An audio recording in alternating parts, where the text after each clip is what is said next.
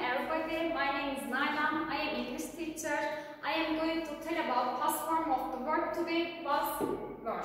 Present form of be emizar. Emizarı zaten çok önceden beri 4. sınıftan beri hepimiz her cümlede kullandık, gördük. Şu an ise past forms of be dediğimiz emizarın geçmişi şeklinde was were olarak göreceğiz. Biz emizarda öznelerimiz I, you, we, they, he, she, it, I'da am kullanıyorduk, he, she, it de is, you, we, they de are. Was, were, past form of be'nin geçmiş zaman olarak kullanımı I'da was, he, she, it de was, you, we, they de were kullanıyoruz. Using, kullanım alanına bakarsak, both was and were are the past tense of the verb to be, used with nouns or adjectives. Biz to be yani was were'ı isim cümlelerinde kullanıyoruz, fiille kesinlikle kullanmıyorsunuz. Sadece nouns or adjectives, isim ve sıfatlarla kullanıyoruz, fiil yok. Was however can be used only with the first and third person, singular I, he, she, it. Was, I, he, she, it özneleriyle kullanılır, while were can be used with the rest of the pronouns you, we, they. Were ise you, we, they özneleriyle kullanılır. To be in the simple past tense was, were.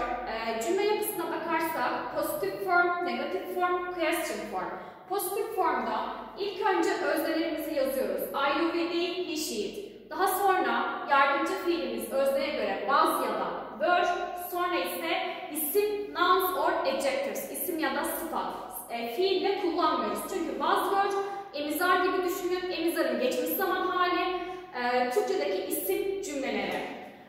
He was ill. O hastaydı. She was happy. O mutluydu.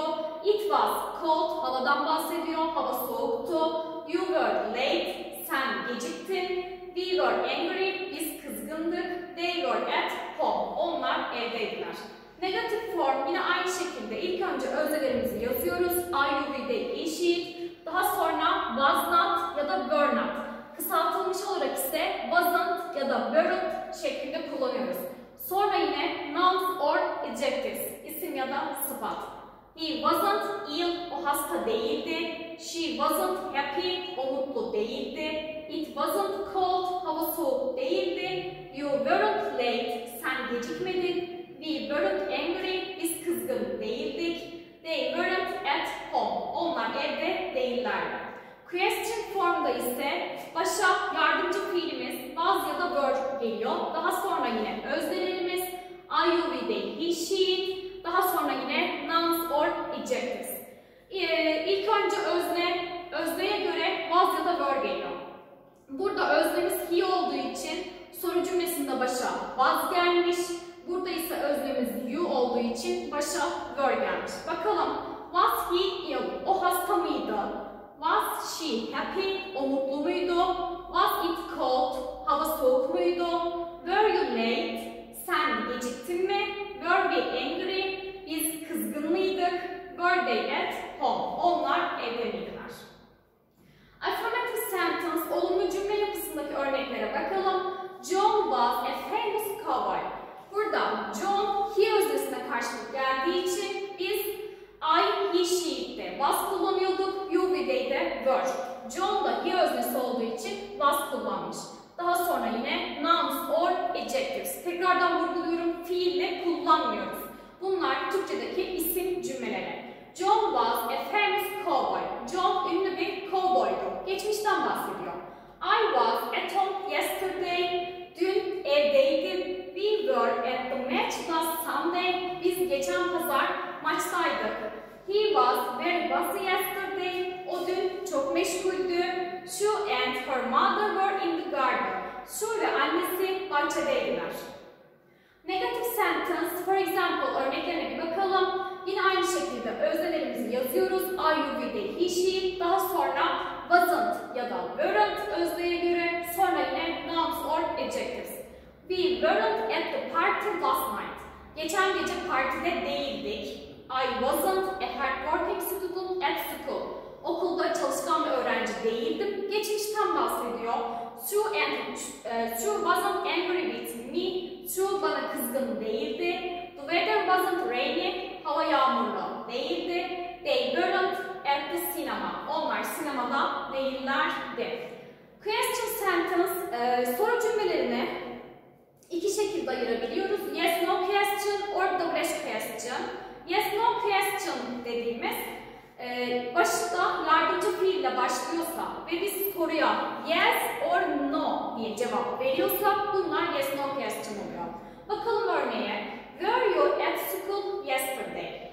Were'le başlamışız çünkü burada you öznesini kullandık.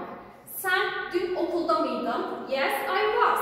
Evet, okuldaydım. Short answer, positive short answer, kısa cevap ya da no, I wasn't. Hayır, değildim. Bu da negative short answer, olumsuz kısa cevap. Was your father angry? Baban kızgın mıydı? Yes, he was. Evet, kızgındı. Positive short answer or no, he wasn't. Negative short answer, kısa, olumsuz cevap. Were the children happier in the past? Burada were kullanmışız çünkü the children çocuklar demek. Children they öznesine karşılık geldiği için were kullandık. Daha sonra happy sıfatımız adjective kullanılmış. Bakalım anlamına. Were the children happier in the past? Geçmişte çocuklar daha mı mutluydular? Yes, they were. Evet, daha mutluydular. Positive sentence, short answer or no, they weren't. Hayır, daha mutlu değillerdi. Negative short answer, kısa cevap. Double H question'a bakalım. Double H question dediğimiz Türkçedeki 5N1K soruları oluyor. Who, kim, what, ne, when, ne zaman, where, nerede, nereye, why, niçin, how, nasıl. Bu şekilde soru yapılırken ilk önce bu soru kalıplarımız, daha sonra yardımcı fiilimiz was or were, daha sonra yine öznelerimizi IUV'den, he, she'den herhangi biri, sonra yine nouns or adjectives, not verb. Okay, bakalım örneklere. Double H questions, past simple with to be. For example, where were you yesterday evening? Sen dün akşam neredeydin? Soru where, nereye? Nerede sorusuyla double H ile başlamışız. Daha sonra öznemiz you olduğu için were kullandık. Sen dün akşam neredeydin diyor. I was at home. Ben evdeydim.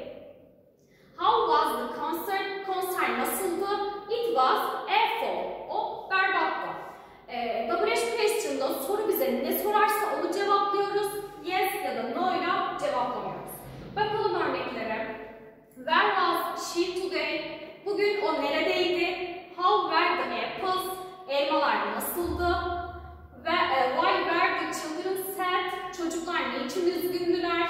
What was your last name before marriage? Evlenmeden önceki soy ismin neydi? What were their favorite books as children? Çocukların favori kitapları nelerdir? Where were they last week? Onlar geçen hafta neredeydiler?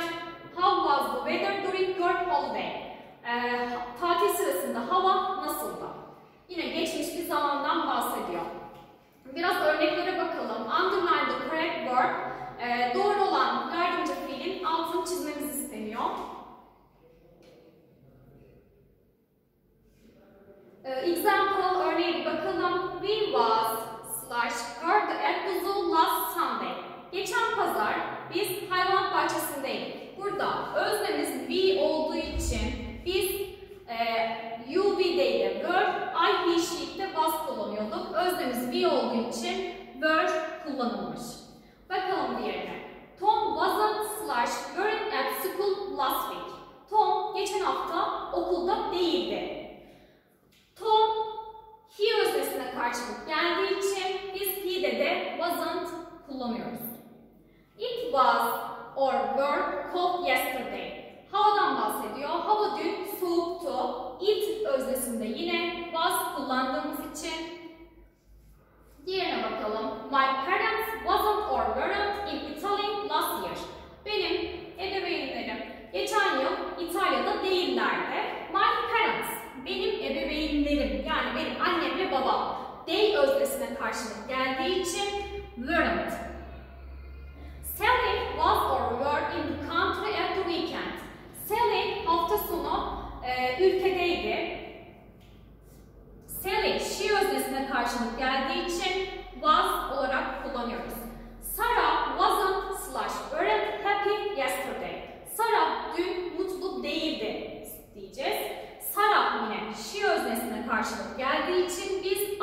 he, she'de wasn't kullanıyorduk.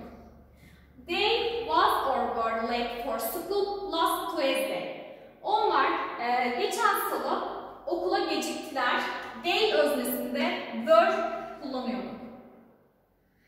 They wasn't or weren't tired yesterday. They dün yorgun değildi diyeceğiz. They yine he öznesine karşılık geldiği için olumsuz olarak da wasn't kullanıyoruz. Ted and Jill were at the theater last night. Ted and Jill geçen gece tiyatrodaydılar. Ted and Jill.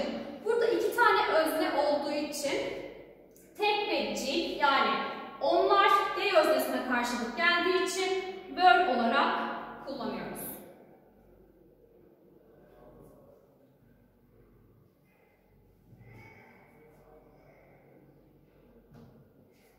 Time expressions'lara bakalım son olarak. Time expression'larda zaman zarfları bizim cümlenin sonunda genellikle cümlenin sonunda bulunur. Bizim zamanın geçmiş zamanlı, geniş zamanlı, şimdiki zamanlı, hangi zamanda cümlenin kullanıldığını anlamamıza yardım eder. O yüzden time expression'lar çok önemlidir. Hani buna bir 5 yıldız falan koyabiliriz. En çok kullandığımız geçmiş zamanda, en çok kullandığımız zaman zarfları yesterday, dün, last week, last geçen demek, last week geçen hafta, last month geçen ay, ago çok kullanırız, önce demek, one week ago bir hafta önce, 2 months ago 2 ay önce, 3 years ago 3 yıl önce. İşte yesterday morning dün sabah ya da herhangi geçmiş bir yıldan bahsediyorsak, for example in 1990 in 1990'da gibi ya da geçmiş bir aydan bahsediyorsak, mesela biz şu an hangi aydayız? Eylül'de. March, in March. Mart bizim için geçmiş bir zamandan bahsediyor. In March.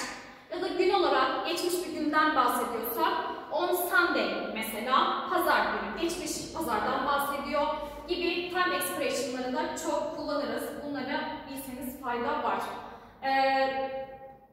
Bu şekilde örnekleri tekrardan göstereyim. Reading time falan var. Soru yapma ve cevap verme var. Bunları EBA'ya yükleyeceğim arkadaşlar. Ödev olarak bunları tekrardan yapıp bana gelmenizi sağlayabilirsiniz. Thank you for watching.